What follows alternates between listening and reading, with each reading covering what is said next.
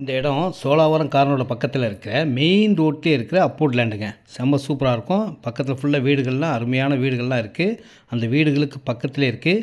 40 அடி ரோடு, 30 அடி ரோடு எல்லா வசதியும் இருக்குது. 40 அடி ரோட்டில் வாங்கினீங்கன்னா 2500 30 அடி ரோட்டில் வாங்கினீங்கன்னா 2300 ரேட்டும் இவ்வளோதாங்க. பாருங்கள் பார்க் எப்படி அழகாக இருக்குது பாருங்கள். இந்த மாதிரி ஒரு பெரிய பார்க்கு பக்கத்துலேயே இருக்கிற ஒரு அருமையான சூப்பரான இடம்.